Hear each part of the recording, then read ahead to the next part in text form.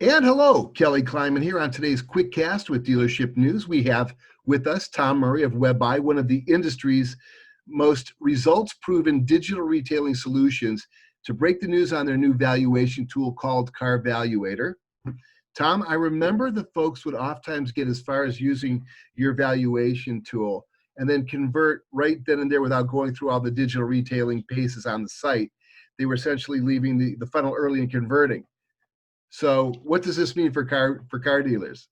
It's a great question, Kelly. It's always a pleasure to see you. Thank you for having me, and we appreciate you and your service to the auto industry.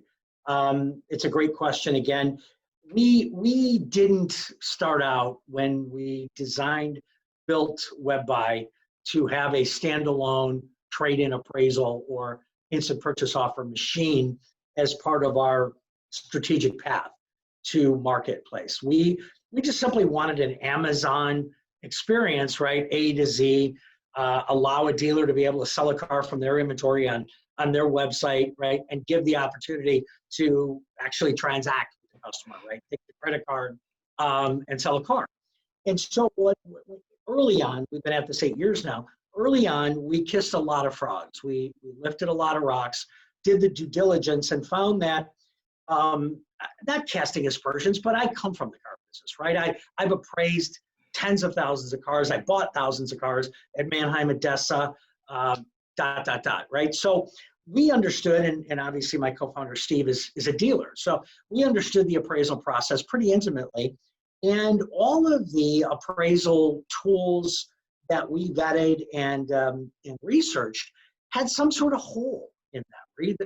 It was either the customer had to put the input themselves, but didn't really have the impact drivers to accurately, describe and then ultimately appraise, and then at the end of the day make an offer on the vehicle, or it was too deep in terms of the iteration. The short story is we decided to create our own for a couple of reasons. The one I just pointed out. The second was in terms of the customer experience within the UI and the UX, it was so much easier to build it ourselves, not having an outside third-party integration, clunky integration, awkward experience, disjointed experience for the user. So the punchline is we did it ourselves. So check, everything works, and here we are 8 years later. Well, what was the reasoning to reevaluate the valuation tool and create a whole other iteration since the original tool was so effective? Or was it not a complete rebuild? Go ahead and explain that, because it was so effective. Yeah, and it's a great question. Again, we didn't rebuild or reinvent anything. All we did was we had someone come to us about 18 months ago. It was actually a trade association, and said, hey, you said that WebBuy is built on a modular platform. It's not linear, right? And frankly, most of the digital retailing tools out there, right? You've got to do A, and you can't go outside the four walls, and you got to finish A before you can go to B, and then you got to do B before you go. What we wanted to do was to simply say, here you go, right? Kelly, take the mouse, you drive.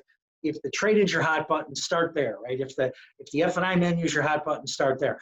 It's modular, so that the punchline was that this group, a team said, could you carve out your trade appraisal tool, because we really like it, on a standalone basis, and allow us to maybe pay you and use it and ... And we said, hypothetically, sure, right? And so we did that, and knock on wood, it worked great. And then we said to ourselves, hey, if every dealer in America, if you hear nothing else, if you're a dealer, that I say this morning, you need, even if it's not WebBuy, look around you, right? Look at the world, the speed of the evolution of this industry.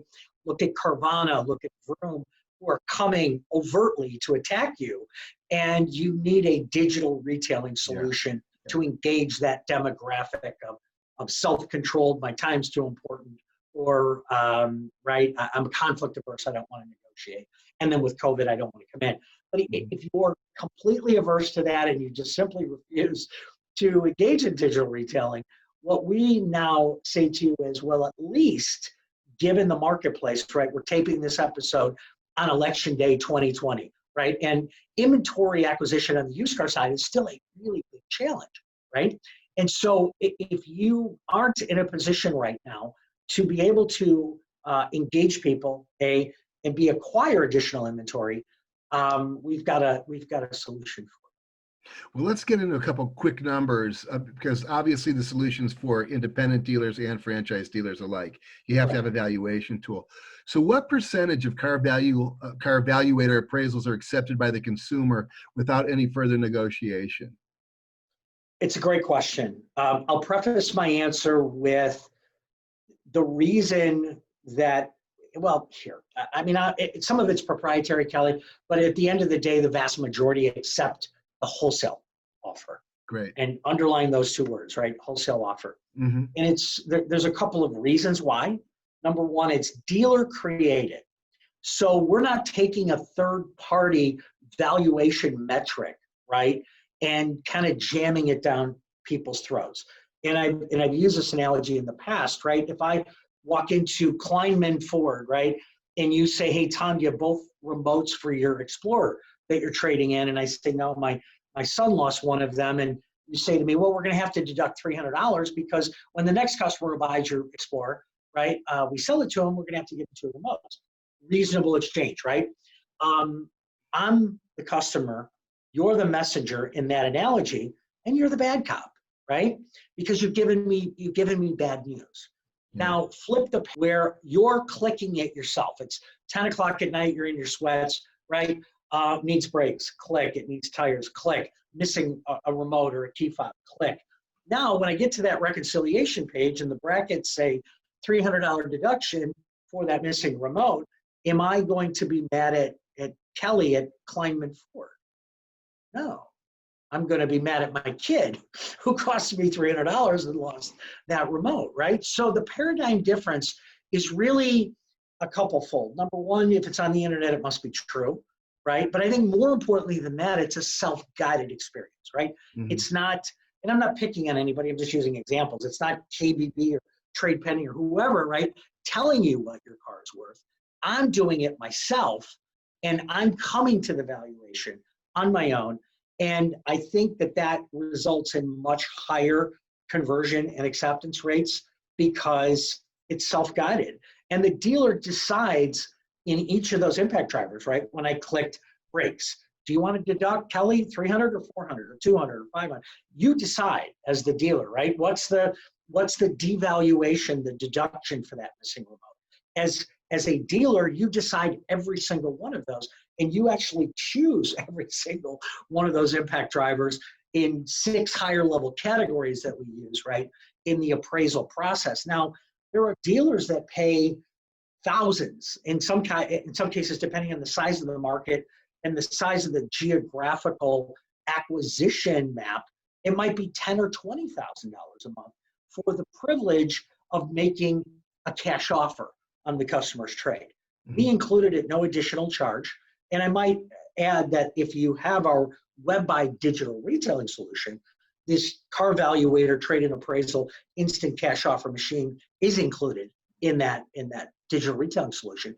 But on a standalone basis, you have an appraisal tool and an instant cash offer tool, and both of them really are robust, and we've had a lot of high satisfaction. What percentage of the vehicles are subsequently retained by the dealer and sold?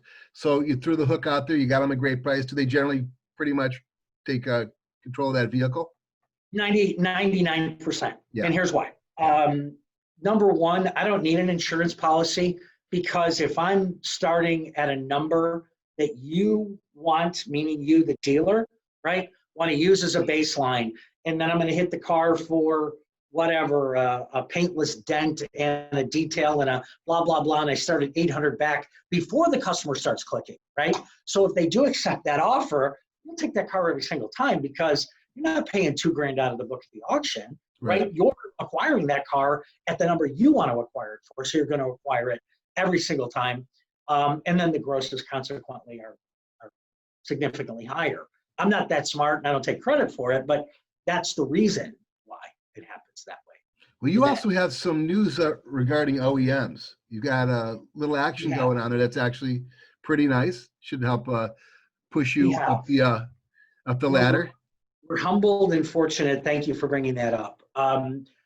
Multiple OEMs now have certified our Carvaluator tool as a standalone appraisal and instant cash offer functionality. Solution is the word I was looking for. Subaru, I'll just give you one example. They saw the value in it on a standalone basis. They saw the productivity metrics. Other OEMs have seen that our conversion rates are north of 20% with our digital retailing tool, right? And this is true. I've seen those numbers. Yeah, and one of the biggest reasons for that is that the trade is a big piece of that functionality and value proposition, right? And if you could figure that out, again, you don't need to be a Rhodes Scholar to understand that the conversion rates will rise if you can, again, each piece of that process as you go through that A to Z roadmap, Amazon-like roadmap, right? That ends up in the proceed to checkout with the credit card. If you can figure out the trade-in, you keep people in that funnel longer and deeper, and and ultimately the conversion rates are higher. So what is the Carvaluator value proposition? Say that 5 times and try to keep your tongue in your head. What are the costs to the dealer, and what are the performance expectations as quickly as you can? And then it's an a la carte, or it's with WebBuy. It's all in one or separately, correct? Correct. So on an a la carte basis, this isn't a WebBuy discussion, so I'll stick to Carvaluator. Depending on the volume of the store, right? The higher the volume, the more data we would utilize, right, in terms of the appraisal processes and things like that. So it's $495 with a $495 one-time setup fee. For large stores that sell more than 200 cars a month, it's $695. But at the end of the day, it's very fairly priced within the bandwidth of what's available in the marketplace. I mean, there's appraisal tools that don't honestly have half of the performance or functionality that are being marketed for $1,500, $2,000 a month. So did that answer your question? It did, absolutely. And I want to thank you for jumping on with us and giving us this information on the Carvaluator tool. I've seen the results. I had the privilege of being able to see the metrics in the back end, and they were so far ahead of anybody else's. This is just the WebBuy stuff, but the tool itself, the valuation tool, was supreme. And thank you very much for coming on. We really appreciate this update. Thanks for having me, Kelly. I appreciate what you do. Stay safe and be well. Absolutely. Folks, go out and vote. That was Tom Murray. Thanks so much again for joining us on the Dealership News Quickcast.